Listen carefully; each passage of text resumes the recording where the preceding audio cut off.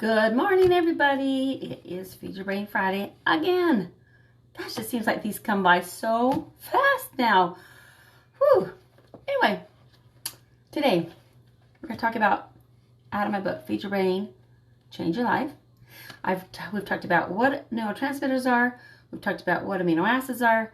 We've talked about what happens when your serotonin is low and when you have a hard time going to sleep. So that's where we're at so far.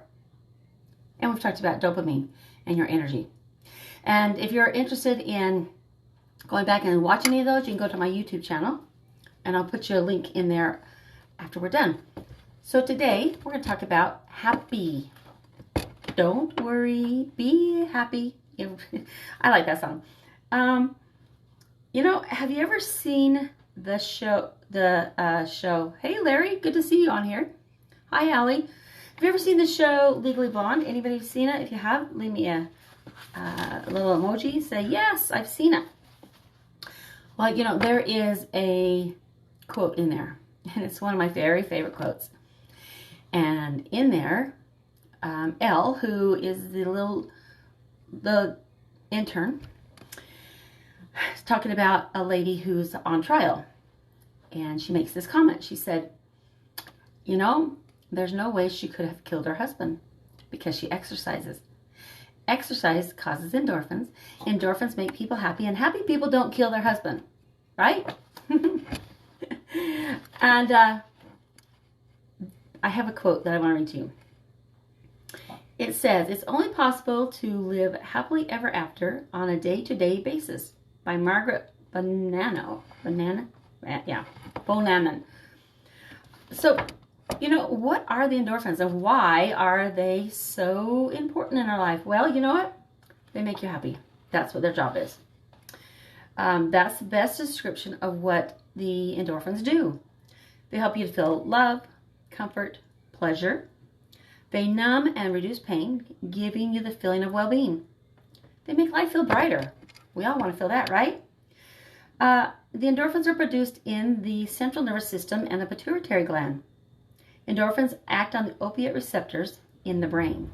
And that was from the Healthline. So, when they're feeling, when they're at their peak, that's what you're feeling. You feel like life's brighter. It gives you a little bit of energy. When they're not firing, you find yourself having unrealistic love toward things, food, behavior, substances, such as, oh my gosh, I love to go shopping. I love this movie. I love that clothing. It's putting your love on things that aren't really lovable. It's also where self-harm comes in. If you know somebody who pulls their hair or they cut, poking themselves with needles, anything like that is also in the endorphin, low endorphin behaviors. There we go. Because what's happening is either they're not feeling anything, so they're numb and they want to feel something, or they're feeling way so much and they just want to release. And when you self-harm, the instant that you do it, it floods your body with endorphins. And it gives you that relief. The challenge is most of those things are destructive. And so when that happens, afterwards, that person may feel bad because they've caused themselves harm, but yet they crave that endorphin feeling. It's also when your endorphins are low, you find yourself crying and tearing up easily, feeling overwhelming grief. There's a difference between true emotions and false emotions. A true emotion would be thinking about somebody that you love, or maybe a pet, maybe somebody who's left or passed away could cause you to tear up. That's a true emotion. A false emotion is when you're watching a commercial on TV or somebody says something to you that's typically normally you would just let it go, but you feel this over emotion coming over it. That's a false emotion. I've talked about before is we like to live in a form of homeostasis, right?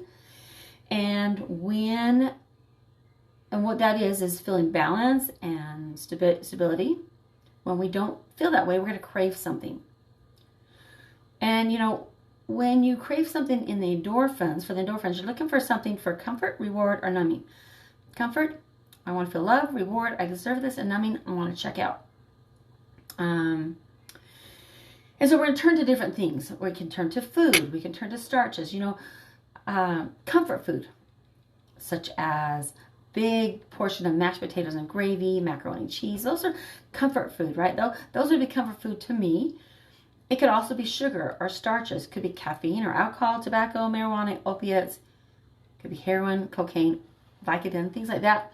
Something that's going to raise that state. The craziest thing about the low endorphins, that's where the opiate addiction comes in. And the opiate addiction is scary because somebody could have no addictions at all. And let's say they have pain, they go to the doctor or they go have a surgery and they use the opiates in surgery and after for pain. Well, if somebody goes in and all of a sudden those opiates light up that part of the brain and they're like, wow, what did you just give me? The challenge is that it's easily become instantly addicted to them. And, you know, in the past, they were given out opiates just like candy, right? I know that the doctors have gotten much more strict on it, which also brings another challenge, is because if somebody becomes addicted to the opiates, their brain wants it. And if they can't get it, they turn to heroin, because heroin is cheaper, easier to get, and it does the same thing as the opiates do. I know for myself, I've had, you know, opiates before in surgery, and afterwards I don't like the way they make me feel, because I feel like I feel like I might have cotton mouth. And so like Oxycontin, that's what it reminds me of, because I feel like I have this cotton mouth and it makes me sleepy, but it doesn't really do that what it could do to somebody who's an addict. But it is very scary, and it's also one of the hardest ones to withdraw from. Besides foods and drugs, the opiate addiction, or the low endorphins, also has where the behaviors come from. And that could be, you know, excessive exercise, gaming, gambling, internet, TV, porn, shopping, excessive social media. Those are just to name a few. But what it is, you know, you're looking for something, right, to feel that. So it could be the behavior. So how can we raise endorphins naturally? Well, in the Reader's Digest, it gives some examples. Couple are smelling essential oils such as vanilla or lavender. Could be exercise, laughter, intimacy, and sex with a partner. Savoring chocolate, listening to good music, eating something spicy. And I want to add taking DLPA or DPA. DPA is diphenylalanine. DLPA is diphenylalanine plus L-phenylalanine. L-phenylalanine is a milder form of tyrosine. So L-phenylalanine is a amino acid your body does not produce. And the only way it can get it is through food or through supplements. It converts to tyrosine. Tyrosine converts to dopamine. So you're getting a little bit of energy. And then the other part is, it kind of feels like a runner's high. It just makes life look brighter. So by taking that, then what it's doing is it's converting to the, it helps to raise the endorphins. And it just makes life look brighter, feel brighter, and brings that happiness. It's pretty amazing, guys. I hope you learned something. It's a beautiful Friday. Go out and get some sunshine. That will help raise your endorphins. And if you didn't see my post that I posted yesterday, you know what? Kind words, acts of kindness, also raise the endorphins. I have a little story that last week I was hiking with my dad and my cute little 10-year-old nephew. He's running ahead of us, and he looks back and yells out, "Hey, Grandpa, I love you." hey, Aunt Shelley, I love you. And you know what? It warmed my heart because it was random. It was out of the blue. There was no other expectations. There was no underlying agenda. It was just, I love you. Hey, Luann, good to see you, girl. And you know what that did to me is it just warmed me up. The crazy thing is when you either receive an act of kindness or words like that, it raises your oxytocin, it raises your serotonin, it raises your endorphins. It's pretty cool. Not only does the person that received the act feel it, but also the person that does the act or says the act or says something, right? Like, I love you. And I think that's really powerful. It was kind of funny because right after he said that, both my dad and I yelled back, hey, love you too, buddy, right? And I just felt this amazing feeling of warm fuzzies all over, right? So think about that. Is there somebody that you can do an act of kindness for today? Somebody that you can say something nice with nothing, no agenda, just, hey, I love you, I appreciate you. It's going to make a difference. It's going to raise those wonderful chemicals. And if you still need a little bit of help, get a hold of me. Hypnoaminos, check it out. That's where you can look at DLPA, and you know what?